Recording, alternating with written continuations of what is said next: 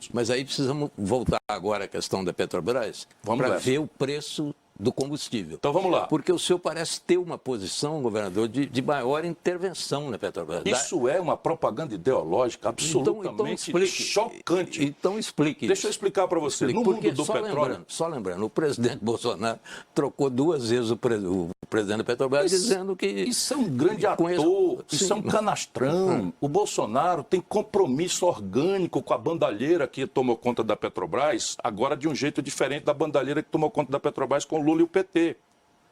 Bolsonaro é comprometido organicamente com isso e ele faz esse teatro. Sendo que o Eduardo Oineg pensa que existe algum normativo que impõe esse preço da Petrobras para dizer que não é administrado pelo governo. Sabe qual é o normativo? Uma deliberação do Conselho de Administração, onde o assento majoritário pertence ao governo. Então quem é que manda mesmo na política de preço? O governo. Sim, mas houve uma política de preço definida. Isso é a minha visão? Não, mas não, sim. Espera um pouquinho. Não, que a maioria de fato... Mas houve uma política de preço definida de paridade internacional. Então, houve um belo dia, em 1954, que foi criada no Brasil uma companhia de petróleo chamada Petrobras. De 54 a 2016, quando sofremos um golpe de Estado, o Brasil tinha uma política de preços. De 1954 a 2016, o Brasil tinha uma política de preço. Preço interno do Não, qual é a política de preço? Custo interno. Mais rentabilidade em linha com a prática internacional. Bom, mas qual é a natureza, como ela tem um monopólio? Desculpa, qual é a natureza da Petrobras? Ela é uma sociedade de economia mista. Não, ela é uma SA. Ela é uma empresa de economia mista. Governador, ela é uma SA.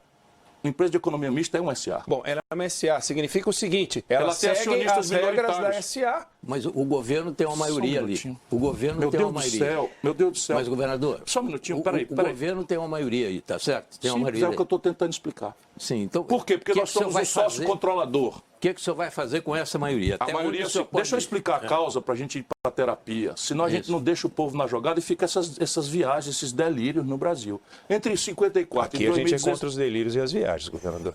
Eu achei que você era a favor, não. Não, de viagem e delírio não. O governador vai explicar. Não, mas o Brasil está dominado por delírios e viagens. Sim, tais como a gasolina não não é um preço administrado pelo governo. Espera aí um pouquinho, isso é um delírio, isso é uma viagem lisérgica.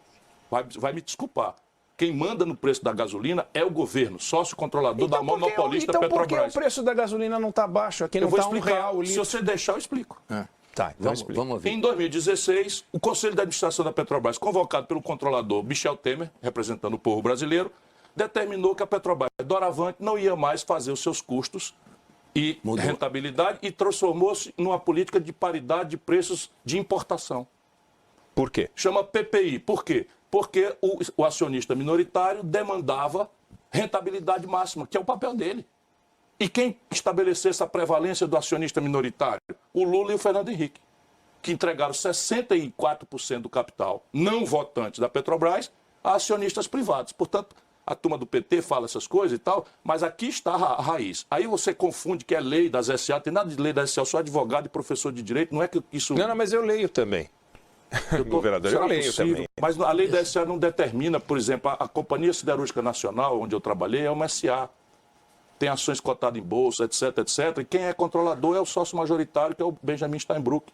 E quem determina a nossa estrutura de custos, etc, etc, somos nós. Eu digo nós porque eu trabalhei lá como executivo. Enfim, fui presidente de 2 companhias do Grupo CSN. Então, só um minutinho. Então, o que acontece? A política brasileira determinou que o preço da Petrobras fosse PPI. Não mais custo, mais rentabilidade, mais PPI. Então, vamos agora entender para o espectador que não está obrigado a entender essas coisas. Como é que se forma o preço de um sanduíche, Adriana, na praça da universidade? Não é o custo de produzir o sanduíche mais uma rentabilidade razoável que pague o trabalho do cidadão? E por que ele não pode exorbitar com esse preço? Porque tem um concorrente ali na iminência dele que vai tomar o freguês. A Petrobras é um monopólio, Eduardo Oineg, tanto na legislação quanto na prática internacional esmagadora, todo monopólio, o preço tem que ser administrado pelo governo. É uma informação básica, todo mundo. E no mundo do petróleo é assim, gostemos ou não. 80% do petróleo do mundo é controlado por estatais e os 20% remanescentes por um oligopólio de 7 irmãs, as famosas 7 irmãs. Então, veja, a Petrobras sabe quanto custa produzir um barril pela Petrobras? 10 dólares. 10. Quando você entra em cascata, cadeia de produção, refino, transporte, mais distribuidor, 20. Não sei o que e tal, vai a 25, olha lá, 30, com imposto, com tudo dentro. É isso. Não devia ser isso que ela cobra? Não é não razoável que seja o custo mais uma rentabilidade? A rentabilidade é o balanço das SAs, é público. A Texaco, a Total, a British Petroleum. É o preço é internacional. O barril internacional. Ela pode vender lá fora a 120, 130. Por que ela não vai vender, governador? Aqui que está a questão, porque ela é uma empresa que nos pertence e foi criada para proteger o Brasil das oscilações especulativas de preço. Aí vem a sua interpretação. Não, vem a interpretação de quem está do lado do povo versus quem está do lado do acionista minoritário. É disso que se trata. É importante. É disso que se trata, concordo. É o ponto fundamental. Claro, o senhor então está querendo dar uma função social à Petrobras. Função social não. Todo monopólio tem um preço administrado pelo governo, isso é da literatura. Se você olhar o Adam Smith, o mais radical dos capitalistas, sabe do que eu estou falando. Ou você tem uma concorrência que estabelece pelo mercado, né, o ponto ótimo de equilíbrio. Por exemplo, no mundo global, eu fiz um levantamento do lucro médio das grandes corporações de petróleo. 6,5%, 7%. Sabe quanto foi da Petrobras? 38%. Mas como é que o senhor vai fazer na prática? É simples. Eu posso dizer só como eu vou fazer? É isso que eu queria ouvir. Primeiro dia do meu governo... Só para terminar minha pergunta. Na prática, pelo seguinte, pelas regras atuais, o senhor não pode chegar lá e falar o barril vai ser vendido a $60, $50. Não, eu posso sim. Mas o senhor pode fazer alguma coisa, que eu não sei o que é, o senhor vai contar, para que o senhor tenha esse controle sobre o preço da Petrobras, que o senhor não tem hoje, fazer o seguinte, como presidente da República. Como presidente da República, eu determinarei a política de preço da Petrobras. E só que eu vou fazer uma política de preço muito séria. Mas como o senhor vai fazer? Se você deixar, eu respondo. Não, eu estava encadeando já 3 vezes e fui interrompido, mas tudo bem. É uma pinimba antiga esse negócio aqui, né? Mas vamos lá. No primeiro dia do meu governo, os jornais publicarão 2 editais. Num edital, eu convoco o Conselho de Administração da Petrobras para anunciar que a PPI vai trocar por uma política de preço que eu vou nomear de PPE. Ao invés de eu estimular a importação de combustíveis, eu vou dizer que agora a Petrobras vai fazer a baliza de preços dela pelos seus custos de produção, mais a oportunidade que ela terá de exportar. Garantido, naturalmente, a obrigação institucional dela de abastecer o mercado nacional, que é extremamente rentável. Então será publicado isso. Efeito no mercado, como eu estou anunciando antes, as ações tendem a despencar. Isto. Porque acabou a mamata, 48 bilhões no trimestre de lucro.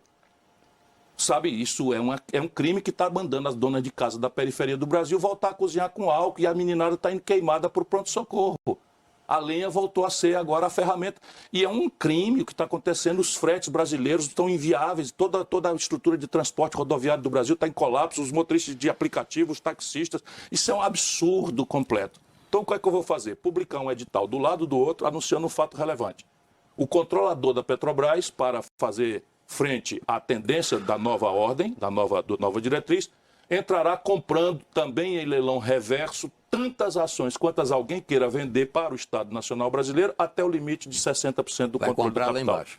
Vou comprar como vier. E resultado, assumo o controle da Petrobras e transforma a Petrobras na grande empresa de energia limpa que ela tem que se transformar nos próximos 30 anos. Mas o senhor já tem maioria lá. O governo já tem maioria lá. Claro que tem, é só o Eduardo Neck que não sabe. Não, a maioria é pequena, mas ainda tem. Eu e outras a gente pessoas segue também. com esse debate. Não tem porque o suborno é o que impera. O suborno brasileiro, você que está desesperado, taxista, é o suborno.